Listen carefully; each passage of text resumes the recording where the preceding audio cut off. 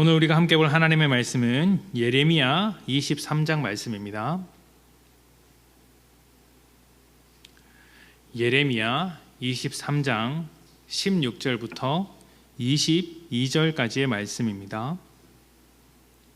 예레미야 23장 16절부터 22절까지의 말씀, 우리 찾으셨다면 교독하도록 하겠습니다. 16절부터 22절까지의 말씀을 교독하고요, 마지막 22절은 다 같이 봉독하도록 하겠습니다. 16절입니다. 만군의 여호와께서 이와 같이 말씀하시되 너희에게 예언하는 선지자들의 말을 듣지 말라. 그들은 너희에게 헛된 것을 가르치나니 그들이 말한 묵시는 자기 마음으로 말미암은 것이요 여호와의 입에서 나온 것이 아니니라. 항상 그들이 나를 멸시하는 자에게 이르기를 너희가 평안하리라 여호와의 말씀이니라 하며 또 자기 마음이 완악한 대로 행하는 모든 사람에게 이르기를 재앙이 너희에게 임하지 아니하리라 하였느니라. 누가 여호와의 회의에 참여하여 그 말을 알아들었으며 누가 그 귀를 기울여 그 말을 들었느냐. 보라 여호와의 노여움이 일어나 폭풍과 물바람처럼 자기네 머리를 칠 것이라. 여호와의 진노가 내 마음에 뜻하는 바를 행하여 이루기까지는 그치지 아니하나니 너희가 끝날에 그것을 완전히 깨달으리라. 이 선지자들은 내가 보내지 아니하였어도 다름질하며 내가 그들에게 이르지 아니하였어도 예언하였은즉 함께 봉독합니다. 그들이 만일 나의 회의에 참여하였더라면 내 백성에게 내 말을 들려서 그들을 악한 길과 악한 행위에서 돌이키게 하였으리라. 아멘. 베스트셀러 목록에서 빠지지 않는 책 분야가 한 가지 있습니다. 경제, 정치, 사회 여러 분야가 있겠지만 그 중에서 절대 빠지지 않는 분야, 매달, 매주 그 베스트 목록을 뒤져보면 나오는 분야, 바로 자기계발서입니다.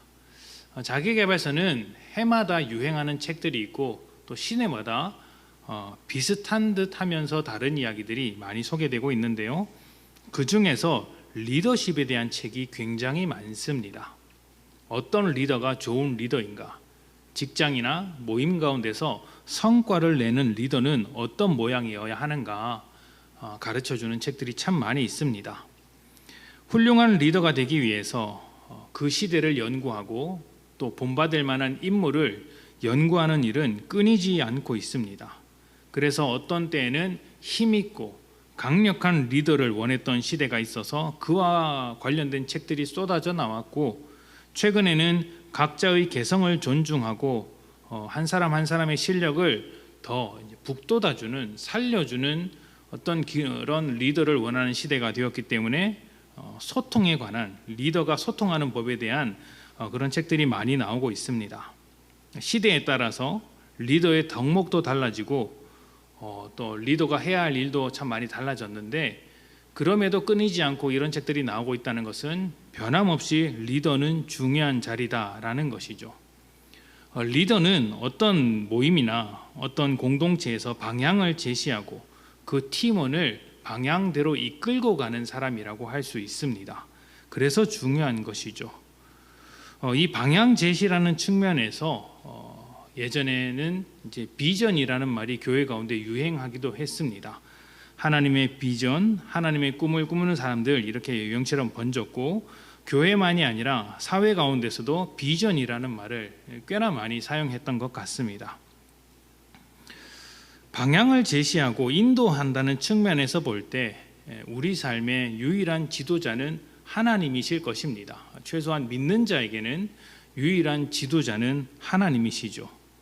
하나님께서 이 세상의 모든 것을 창조하셨고 또 각 사람을 향해서 계획을 가지고 계신 분이십니다. 그리고 그 계획대로 인도하시는 분이시죠. 하나님은 변함없고 신실하신 분이시기 때문에 하나님은 지도자이시면서도 신뢰할 만한 지도자라고 할 수 있습니다. 우리에게 있어서 비전이라는 것은 이런 것이죠.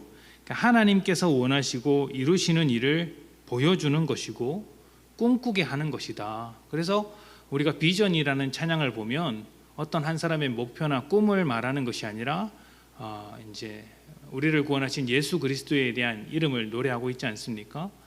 그러니까 하나님의 꿈, 하나님의 비전이 거기에 있는 것이기 때문에 그렇게 노래를 하는 것이겠죠. 우리에게 있어서 하나님께서 지도가 되어 주셔서 보여주시는 비전이라는 것은 하나님의 계획의 끝인 것이고 하나님의 영광스러운 자리가 될 것입니다. 그러한 하나님께서 우리의 목자가 되셔서 우리는 양이 목자를 따르듯이 하나님을 지도자로서 따르는 것이죠. 그러니까 궁극적으로 하나님께서 우리의 지도자이십니다. 그런데 하나님께서는 지도자로서 있는 그대로 우리에게 다가오시지만 그렇다고 해서 직접적으로 일하지는 않습니다. 항상 그 중간에 사람을 두셔서 일을 하셨습니다.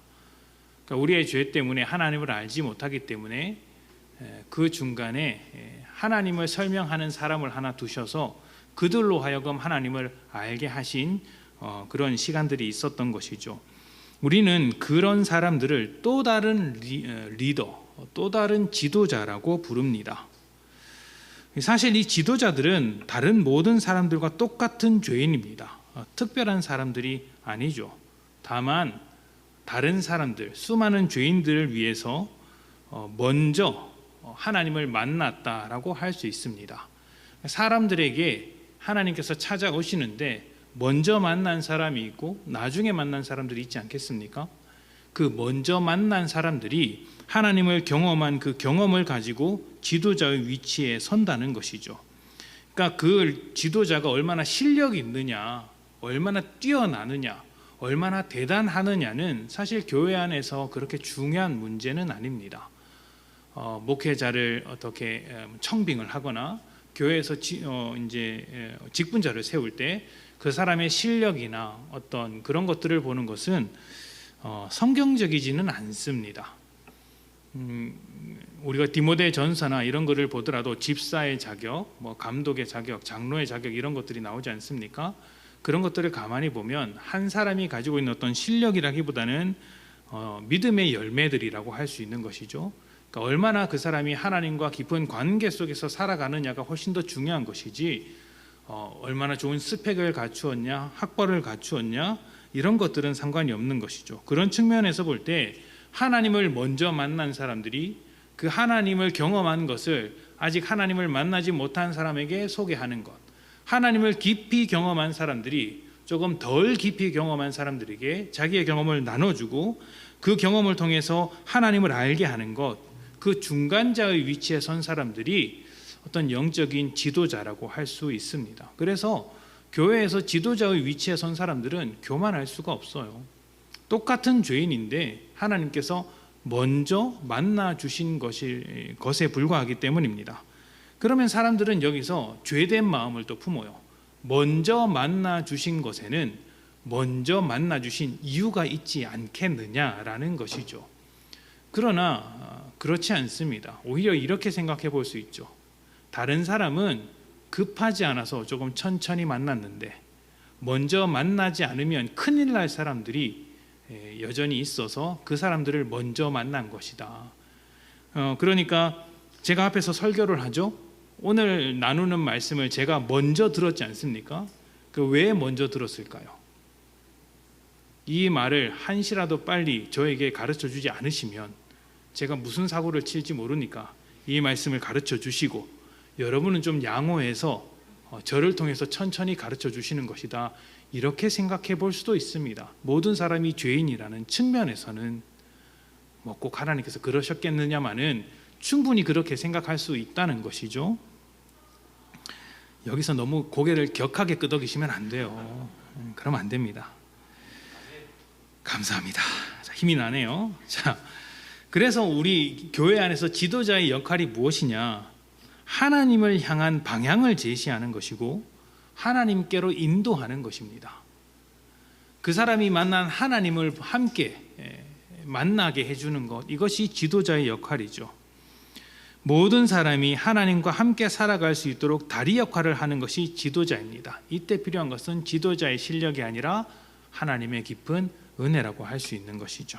하나님의 은혜를 내가 풍성하게 경험했으니 그렇게 좋으신 하나님을 곁에 있는 성도에게 혹은 믿지 않는 자에게 나누어 주는 것, 이것이 믿음의 지도자들이 해야 할 역할이라고 할 수 있습니다. 이런 지도자에게 있어서 가장 강력한 유혹이 이런 것이죠. 하나님을 향한 방향을 제시해야 함에도 불구하고 그렇게 하지 않고 자기 목표로 방향을 잡는 것입니다. 그리고 그 끝에는 대부분 자기중심적인 탐욕이 있을 것입니다. 지도자라는 위치는 가지고 있으니까 그 역할과 힘은 그대로 있는데 방향을 엉뚱한 대로 꺾어서 하나님을 향하게 하지 않는다는 것이죠. 그래서 이제 조금 잘못된 믿음을 가지고 있는 교회나 이단들을 가만히 보면 하나님을 만나는 것이 아니라 교주나 그 교회의 담임 목사나 또는 리더들에게 목을 매도록 만드는 경우가 있습니다. 그래서 어디까지 갑니까? 하나님과 교주가 혹은 하나님과 목사님이 동급으로 여겨지는 자리까지 간다는 것이죠. 사실 그것은 이제 아주 세상적인 모습이라고 할 수 있어요. 세상은 리더를 떠받들거든요. 그러나 교회는 리더를 떠받들지 않습니다. 무시하라는 말은 아닙니다. 그 역할을 존중하지만 그렇다고 성도보다 더 뛰어난 존재로서 목사를 받아들이지는 않습니다. 똑같은 것이죠. 역할만 다른 것이죠. 이렇게 하나님을 먼저 만난 지도자들의 모습은 참 다양합니다. 어떤 사람이 있느냐면 아브라함과 같은 사람이 있죠. 아브라함과 이삭과 같이 한 가족이나 한 부족의 지도자라는 모양으로 지도자 역할을 수행할 수 있습니다. 또 조금 더 크게 모세와 여호수아와 같은 민족의 지도자로서 하나님을 먼저 만나고 하나님을 가르치는 지도자가 있을 수 있습니다. 또 조금 더 크게 사울이나 다윗과 같이 왕의 모양으로 지도자 역할을 감당하는 사람들이 있습니다. 이들에게 요구되는 것은 딱 한 가지죠. 너희가 먼저 하나님을 만나고 하나님을 알아서 너희가 다스리는 백성, 너희가 영향력을 끼치는 백성들에게 하나님을 알게 하라. 이것이 모든 지도자들에게 공통적으로 요구되는 이제 하나님의 요구라고 할 수 있어요. 그리고 이런 수많은 지도자와 똑같이 선지자들도 하나님을 먼저 만난 지도자 중에 한 사람이라고 말할 수 있습니다. 예레미야는 나라가 망하게 된 원인이 어디에 있는지에 대해서 아주 자세하게 설명하는 책입니다. 이스라엘이 망하게 되었고 유다 나라가 망하게 되었는데 그 원인이 무엇인가? 너희의 죄악 때문이다. 너희가 속히 하나님 앞에 돌아오게 된다면 멸망을 피할 것이지만 너희가 이 상태로 계속 있게 된다면 머지않아 나라가 망하게 될 것이다. 이것을 아주 강력하게 선포하던 선지자였는데 그 내용 중에 아주 많은 부분이 지도자의 실패를 꼽고 있습니다. 지도자가 실패했기 때문이다. 다시 말하면 지도자가 하나님을 제대로 소개하지 않았기 때문이다. 예레미야서에는 왕에서부터 백성에게 이르기까지 하나님을 거절한 이스라엘의 그 상태를 고발하는 말씀이 많고요. 그 중에서 오늘 본문은 선지자들에 대한 말씀입니다. 그 앞뒤로 말씀을 살펴보면 왕에 대한 말씀도 있고요. 제사장이나 선지자에 대한 말씀도 많이 있고 백성들에 대한 말씀도 많이 있습니다. 그 중에서 선지자에 관한 이야기입니다. 일단 예레미야 자신이 선지자였습니다. 그런데 자신과 같은 수많은 선지자가 예레미야 주변에 많이 있었어요. 그들이 모두 하나님의 마음을 품고 하나님의 메시지를 전하는 사람이었다면 예레미야와 똑같은 메시지를 전하는 것이 당연했겠으나 그러지 않았던 것으로 보입니다. 예레미야와 정반대편에 서서 하나님의 그 경고의 말씀을 전하는 사람들이 전혀 나오지 않았던 것이죠. 수많은 선지자들이 있었음에도 불구하고 제사장이 있었음에도 불구하고 왕과 귀족들이 있었음에도 불구하고 하나님의 메시지를 제대로 가르치는 사람은 예레미야 한 사람밖에 없었다는 것이죠. 그래서 메시지 내용이 전혀 달랐습니다. 어떤 메시지였는지 보도록 합시다. 예레미야 23장 16절부터 17절입니다. 만군의 여호와께서 이와 같이 말씀하시되 너희에게 예언하는 선지자들의 말을 듣지 말라. 그들은 너희에게 헛된 것을 가르치나니 그들이 말한 묵시는 자기 마음으로 말미암은 것이요 여호와의 입에서 나온 것이 아니니라. 항상 그들이 나를 멸시하는 자에게 이르기를 너희가 평안하리라. 여호와의 말씀이니라 하며 또 자기 마음이 완악한 대로 행하는 모든 사람에게 이르기를 재앙이 너희에게 임하지 아니하리라 하였느니라. 아멘. 성경에서 선지자가 전하는 말씀을 예언이라고 이야기를 합니다. 그런데 이 예언은 앞으로 일어날 일에 대해서 미리 말하는 그런 예언이 아닙니다. 사전적 의미로는 미래의 일을 미리 말하는 것, 이것을 예언이라고 하고, 사람들이 생각하는 예언들도 대부분 그런 것이겠지만 성경에서 말하는 예언은 하나님의 말씀을 맡아서 전하는 거예요. 그래서 한자로 써보면 다릅니다. 맡을 예자를 쓰는 거예요. 말씀을 맡아서 한다. 하나님께서 그 사람에게 맡겨주신 말을 하는 것이다. 물론 그 말에는 미래에 대한 말씀도 있겠지만 미래에 대한 말씀만 있는 것은 아니죠. 과거와 현재의 모든 상황을 총망라하는 하나님의 메시지가 선포되는 것입니다. 중요한 것은 백성들에게 전해야 하는 하나님의 말씀이라는 거예요. 선지자 자신의 말을 하는 것이 아니라 하나님께로부터 받은 말씀을 전해야 한다. 이것이 핵심입니다. 자, 그렇다면 여러분, 우리도 선지자처럼 예언을 할 수 있을까요? 여러분은 예언을 할 수 있습니까? 할 수 있죠. 하나님께서 맡기신 말씀이 있지 않습니까? 어떤 말씀이 있습니까? 복음이 있죠. 복음의 말씀을 전하면 그것이 예언을 하는 것입니다. 내일 길을 가다가 넘어질 것입니다. 이런 게 예언이 아니에요. 어떤 게 예언입니까? 서로 사랑하십시오. 하나님을 더 뜨겁게 열망하십시오. 예배를 소중하게 여기십시오. 어려울 때만 기도하지 말고 평소에도 하나님께 기도하십시오. 이런 모든 말씀들, 우리가 서로 나누는 말씀들 아닙니까? 이게 하나님께서 우리에게 맡겨주신 말씀이고 성도들에게, 세상에게 선포하라고 하신 말씀이에요. 그 말씀 중에는 위로와 축복의 말씀도 있겠지만 또 한때는 성도들이 조금 흔들흔들하고 있을 때 그 믿음을 잡아주는 말씀도 있을 것이고, 죄 가운데 빠져 사는 성도가 있다면 받을 수 있는 사람이라면 강하게 질책하는 말씀도 성도 간에 하지 않습니까? 그 사람을 돕기 위해서 그런 말도 하죠. 그런 모든 말씀이 예언이라고 할 수 있죠. 전도하는 것도 예언이죠. 하나님께서 내게 맡기신 구원의 복음을 전하는 것이지 않습니까? 설교하는 것도 예언입니다. 저도 지금 이 자리에서 예언의 메시지를 선포하고 있는 거예요. 하나님의 말씀을 선포하는 것이니까. 하나님의 말씀을 전하는 모든 것이 예언의 말씀이라고 할 수 있습니다. 자, 그런데 예레미야와 동시대에 있었던 선지자들은 하나님의 말씀을 선포했을까요? 봅시다. 16절입니다. 16절에 설명된 선지자들이 어떤 말을 하고 있습니까? 자기 마음으로 말미암은 것을 말했습니다. 하나님의 입으로부터 나오는 것이 아니었죠. 자기의 생각, 자기의 판단, 자기의 어떤 그 욕심이나 욕망으로부터 나오는 말을 했다는 것이죠. 그 말이 맞을 수 있습니다. 맞을 수 있어요. 그러니까 너 내일 가다가 넘어질 수 있어, 이렇게 맞을 수 있다니까요. 넘어질 수 있잖아요.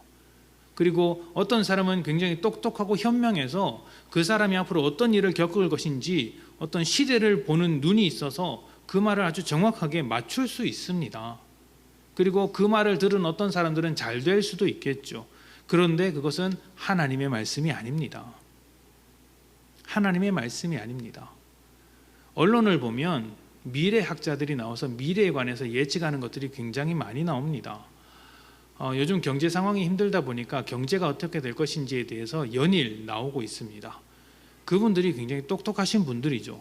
그리고 아마 정확한 분석에 그분들이 예상하는 대로 흘러갈 소지가 굉장히 크다고 말할 수 있어요. 그런데 그렇다고 한들 그것이 하나님의 말씀이겠습니까? 그건 아니라는 것이죠.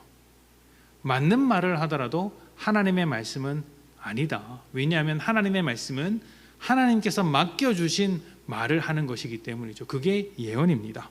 자, 그래서 17절을 한번 봅시다. 그렇게 자기의 마음으로 말미암은 것을 말하는 사람들이 어떤 내용을 말했습니까? 하나님을 멸시하는 자, 하나님의 뜻을 무시하면서 살아가고 있는 자들에게 회개의 메시지를 전하지 않았어요. 완악한 마음 그대로 살도록 내버려 두었죠. 그러니까 하나님을 중심으로 살아가는 삶에서 멀어진 사람들이 다시 하나님을 중심에 두도록 만드는 일에는 관심이 없었던 거예요. 사람들이 좋아하는 메시지는 던질 수 있었겠죠. 너 이거 잘하고 있다 자꾸 이렇게 하면 좋아하죠. 다 좋아하죠. 그러나 하나님의 마음에 맞는 말은 아니었던 것이죠. 선지자들의 메시지가 하나님을 거절하는 죄인들의 삶과 너무나도 잘 어울리는 메시지가 되었습니다. 그것이 예레미야 시대에 있었던 이야기입니다. 죄를 지어도 경고하는 자가 하나 없고 잘못된 것을 보아도 잘못되었다고 말하는 자가 한 사람 없습니다.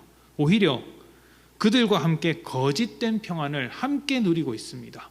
괜찮다. 하나님의 진노가 임하지 않을 것이다. 이렇게 말입니다. 사실 하나님의 말씀을 받아서 살아가는 그 선지자들의 삶이 절대로 편안한 삶이라고 말할 수 없습니다. 왜냐하면 선지자들의 기본적인 역할이 무엇입니까? 하나님의 말씀을 백성들에게 전하는 것이죠. 그런데 백성들이 하나님의 뜻대로 잘 살고 있다면 선지자들이 굳이 나와서 하나님의 말씀을 가르쳤을까요? 가르칠 이유가 없죠. 이미 하나님의 말씀대로 잘 살고 있으니까. 그래서 선지자들이 등장하는 그 순간들을 가만히 보면 이스라엘 백성들이 죄악에 빠져서 우상을 섬기고 헛된 것들을 쫓아갈 때 선지자들이 나와서 이야기를 하는 겁니다. 엘리야와 엘리사가 언제 나왔습니까? 바알의 선지자들이 온 이스라엘 땅을 덮고 있을 때 나와서 활동하지 않았습니까? 이사야는 언제 활동했습니까? 똑같이 그 왕들이 하나님을 섬기지 않고 엉뚱한 일을 할 때 이사야가 나와서 이 백성에게 내가 하나님의 말씀을 전하겠다라고 나온 것이죠. 지금 예레미야도 그렇지 않습니까? 예레미야를 제외하고 그 모든 선지자들이 하나님의 뜻대로 살지 않고 있을 때 하나님의 말씀을 맡은 유일한 선지자 예레미야가 나와서 말씀을 선포합니다.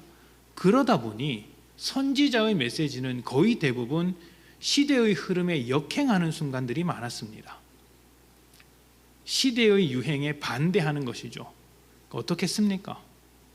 편안한 삶을 살지 않았어요. 고생하면서 살았죠. 예레미야의 경우만 해도 평범한 가정이기를 포기했고요. 사람들에게 수도 없이 맞았습니다. 감옥에 갇히는 일도 굉장히 많았고요. 말년에는 애굽에 끌려가게 됩니다. 아마 알려진 바에 따르면 그 애굽에 끌려간 채로 죽었다라고 알려져 있습니다. 그 비참한 삶을 살았죠. 하나님의 메시지를 들고 세상을 반대하고 역행한 순간 비참한 죽음을 맞이했습니다. 엘리야는 어떻습니까? 바알 선지자 450명을 이겼음에도 도망쳐야 했습니다. 그리고 숨어서 하나님께 어떻게 호소했는지 아십니까? 차라리 나를 죽여달라 그랬습니다. 괴로운 삶을 살았던 것이죠. 선지자들은 항상 죄인들 속에서 하나님의 말씀을 전하는 사람들이었습니다. 그러다 보니 시대의 흐름에 역행할 수밖에 없었고 그 세상으로부터 도전받고 때때로 강력하게 핍박을 받는 때도 많이 있었습니다. 그러나 오늘 말씀에 나오는 선지자들은 어떻습니까? 세상과 너무 잘 어울리고 있어요. 하나님을 중심에 두지 않은 사람들이 좋아할 만한 말씀을 선포하고 있습니다. 그 결과 하나님의 백성이라고 불렸던 이스라엘이 죄에 대해서 무감각한 상태에 빠지도록 만들었죠. 하나님을 알아야 할 백성들이 하나님을 알지 못하게 된 것이죠.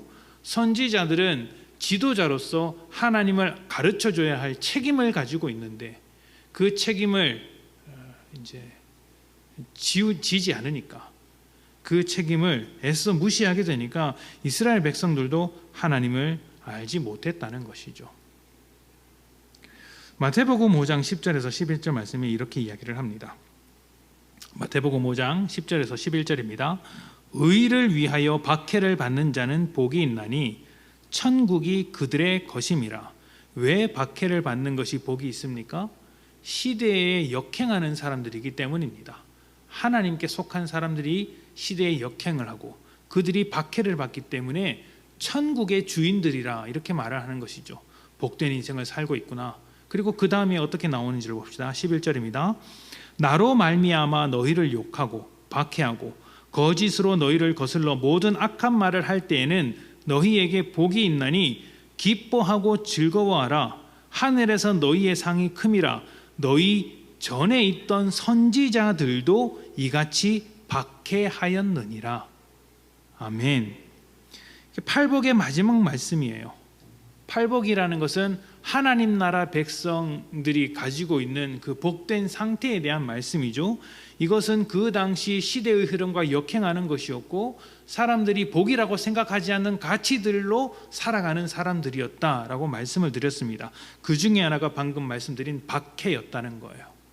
선지자들이 그랬던 것처럼 하나님 나라의 사람들은 이 세상의 흐름에 역행하기 때문에 박해를 받을 수밖에 없는 사람들이다. 예수님께서 이렇게 말을 하는 것이죠. 예레미야가 박해를 받았던 것과 같이 우리 역시 박해를 받는 삶을 살아가는 것이죠. 교회는 세상과 충돌할 수밖에 없는 사람들입니다. 교회는 이 세상의 관점으로 볼 때 문제를 일으키는 사람들이에요. 사람들이 그냥 지나가는 것을 지나가지 않습니다. 사람들이 타협하는 문제에 대해서 타협하지 않죠. 사람들이 좋다고 말하는 일에 대해서 반대하는 것이 교회입니다. 왜냐하면 세상이 던져주는 값싼 기쁨보다 하나님과 함께하는 영원한 기쁨을 소망하는 사람들이기 때문이죠. 거짓된 것에 삶을 거는 것이 아니라 진리 위에 삶을 쌓아가는 사람들이기 때문입니다. 그래서 죄가 가득한 곳에서 죄를 따라 살지 않고 진리를 세우려고 애를 쓰죠. 그 애씀이 세상이 보기에는 너무 불편한 겁니다. 죄로 가득한 곳에 진리를 선포하면 찔림을 받지 않겠습니까?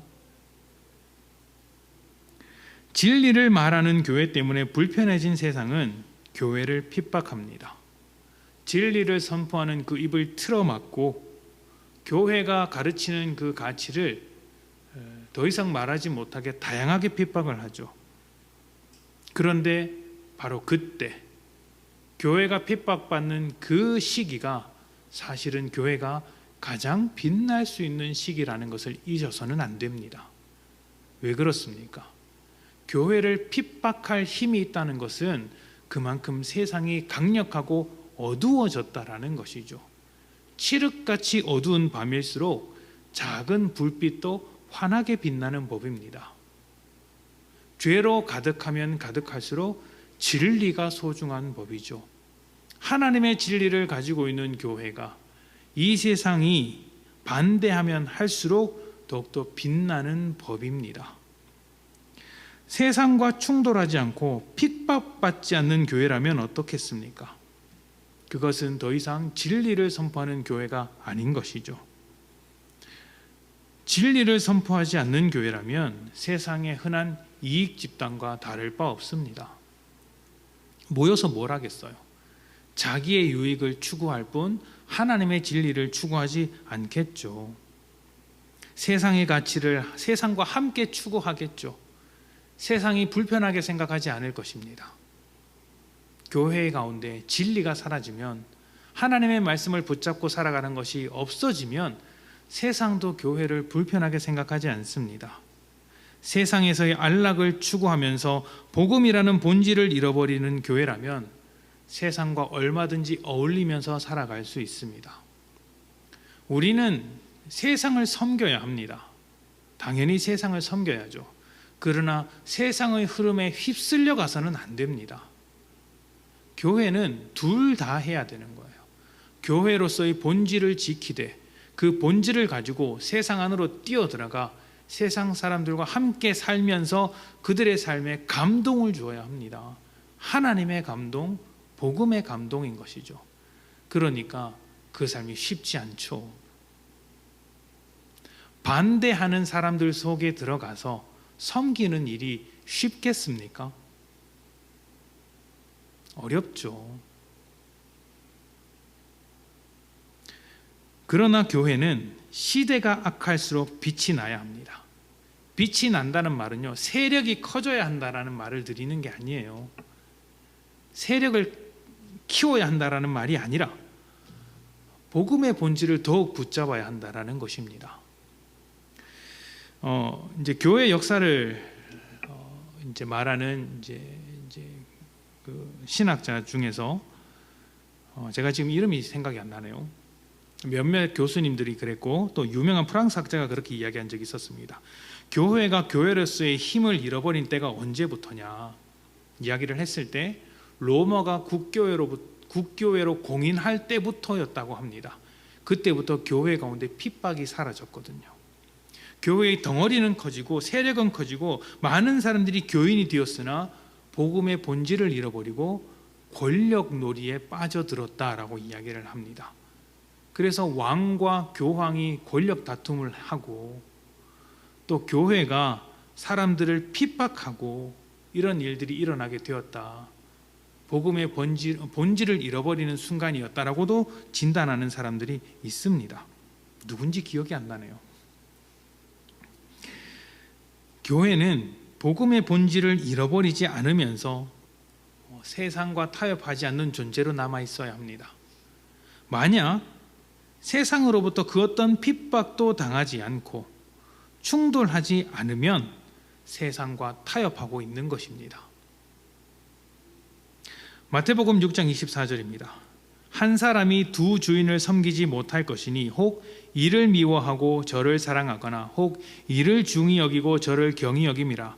너희가 하나님과 재물을 겸하여 섬기지 못하느니라. 아멘. 두 주인을 섬길 수 없습니다. 누구나 마찬가지죠. 누구나 두 주인을 섬길 수 없습니다. 이 사람을 좋아하면서 저 사람을 좋아할 수 없죠. 이 사람과 함께 살면서 저 사람과 함께 살 수 없는 노릇이죠. 두 주인을 섬기지 못하는 것은 당연합니다. 이를 미워하고 저를 사랑하거나 저를 미워하고 이를 사랑하거나 둘 중에 하나를 해야 합니다. 둘 중에 하나를 주인으로 선택해야 하는 문제죠. 돈을 주인으로 삼아서 하나님을 사용할 것인가? 만약 그렇게 한다면 믿음은 믿음이 아니라 직업처럼 될 것입니다. 믿는 것이 직업이나 투자의 개념이 되어서 돈을 벌기 위한 수단이 될 거예요. 그러나 반대로 하나님이 주인 되어서 돈을 사용하는 입장이라면 돈은 욕망과 유혹으로 가득한 근심거리로 남아있지 않을 것입니다. 하나님 나라를 위해 사용되는 훌륭한 도구죠. 그리스도인은 돈과 하나님 둘 중에 하나를 선택해야 되는 자들이죠. 세상과 하나님 중에서 하나를 선택해야 합니다. 세상과 타협하면서 세상을 추구하는 삶을 살 것인가, 아니면 교회로서 하나님을 추구하는 인생을 살게 될 것인가. 세상을 추구하는 순간 힘을 잃어버린 선지자들과 같이 우리는 더 이상 세상 속에서 하나님의 지도자 역할을 할 수 없습니다. 하나님을 소개할 수 없는 자들이 되는 것이죠. 엉뚱한 방향을 제시하는 존재가 될 것입니다. 하나님을 말하니까 세상이 하나님을 우리를 통해서 배우게 되긴 하겠죠. 그러나 하나님께서 가르쳐 주신 하나님이 아니라 우리가 세상 가운데 우상으로 만들어낸 하나님을 세상 가운데 소개하는 겁니다. 황금 송아지와 같은 하나님을 소개하면서 이것이 하나님이다. 세상은 그런 하나님을 보고 그런 하나님이라면 우리에게는 필요 없다 말을 하겠죠. 교회는 만약 세상과 타협해서 하나님을 엉뚱하게 소개하는 존재가 된다면 아무 쓸모없는 겁니다. 아무 쓸모 없어지는 거예요. 세상이 조롱하겠죠. 교회는 이 세상과 충돌할지라도 핍박 속에서 살아갈지라도 하나님의 진리를 선포해야 하는 공동체입니다. 그걸 하지 않으면 정체성이 없잖아요. 진리를 선포하는 것이죠. 그 진리가 온전하게 선포될 때 이 세상이 어두운 중에 그 희미한 빛을 보고 하나님께 돌아올 수 있는 것이죠. 핍박의 문제가 아니라 얼마나 진리를 잘 붙들고 있는가 하는 문제입니다. 자, 그렇다면 우리가 어떻게 해야 그 빛을 잃어버리지 않고 잘 붙들 수 있을까요? 예레미야로 다시 한번 돌아가 봅시다. 예레미야 23장 21절부터 22절입니다. 예레미야 23장 21절부터 22절 제가 봉독합니다. 이 선지자들은 내가 보내지 아니하였어도 다름질하며 내가 그들에게 이르지 아니하였어도 예언하였은즉 그들이 만일 나의 회의에 참여하였더라면 내 백성에게 내 말을 들려서 그들을 악한 길과 악한 행위에서 돌이키게 하였으리라. 아멘. 선지자들이 하나님의 회의에 참여해야 한다고 합니다. 하나님께서 보내신 것도 아닌데 백성들에게 알아서 찾아가서 내 말이랍시고 이런저런 엉뚱한 메시지를 전했더라. 만약 그들이 내 회의에 참여해서 내가 전하는 메시지를 가질 수만 있었다면 그들이 얼마나 더 잘 전했겠는가라는 아쉬움을 담아서 하나님께서 말씀하고 계시는 거예요. 자, 그렇다면 하나님의 회의에 참여한다는 말이 무슨 의미일까요? 회의라는 것은 마음과 생각을 모으는 자리죠. 선지자들이 하나님의 회의에 참석했다면 하나님께서 이스라엘을 향해 품고 계셨던 그 아픔과 탄식을 똑같이 느끼지 않았겠습니까? 하나님의 마음과 생각을 자신에게로 모으는 것, 그것이 하나님과 회의하는 것이라고 할 수 있습니다. 교회는 세상을 고민하기 전에 하나님을 고민해야 합니다. 성도는 세상살이를 고민해야 하는 것이 아니라 하나님을 먼저 고민해야 합니다. 하나님과 함께하는 회의에 참석하는 자가 되어야 하는 것이죠. 그래서 내 삶에서 어떤 문제가 생겼을 때 하나님과 함께 회의를 하십시오. 하나님의 마음이 무엇입니까? 하나님의 뜻이 무엇입니까? 하나님은 이 일을 통하여서 우리에게 어떤 일을 하기 원하십니까? 하나님의 마음을 알고 하나님의 생각을 알아야 합니다. 그래서 하나님의 결론을 나도 가지고 있어야 하는 것이죠.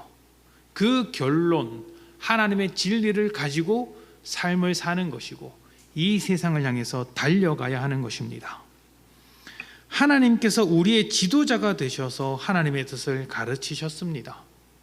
지도자 되신 하나님께서 회의를 통해 우리에게 먼저 말씀하셨고 우리는 그 회의 가운데 하나님을 먼저 만난 자로서 세상과 하나님 사이에 서서 하나님을 가르치고 있습니다.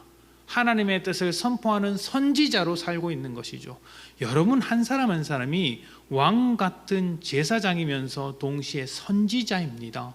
하나님의 말씀을 전하고 있는 선지자 아닙니까? 선지자는 지도자죠. 이 세상에게 하나님을 가르치는 지도자라는 것입니다. 하나님의 뜻을 여러분이 온전히 선포할 때, 하나님의 뜻대로 살아가려고 할 때 세상은 다양한 방법으로 핍박하고 반대하고 충돌을 일으킬 것입니다. 때로는 돈으로 충돌하고 직장 가운데 충돌하고 인간관계로 충돌하고요, 자존감을 건드리기도 하고요, 자녀의 문제나 가족의 문제로 접근하기도 합니다. 그런데 그것이 하나님의 뜻대로 살아가기 때문에 당하는 일이라면 그것은 여러분들이 진리를 지키고 있다는 증거이기도 합니다. 그리고 그 증거를 가지고 살아가는 사람은 하나님께서 지도자로서 목자로서 반드시 책임을 져 주실 것입니다. 중요한 것은 하나님과 회의하는 교회, 하나님과 함께 생각하는 성도가 되는 것이죠. 세상과 어울려서 살아가는 교회가 되기보다 하나님과 회의를 하는 그런 거룩한 성도가 되어서 하나님의 결론을 함께 품고 삶을 변화시키며 세상을 바꿔나가는 복당인 성도님들이 되시기를 축복합니다. 함께 기도합시다.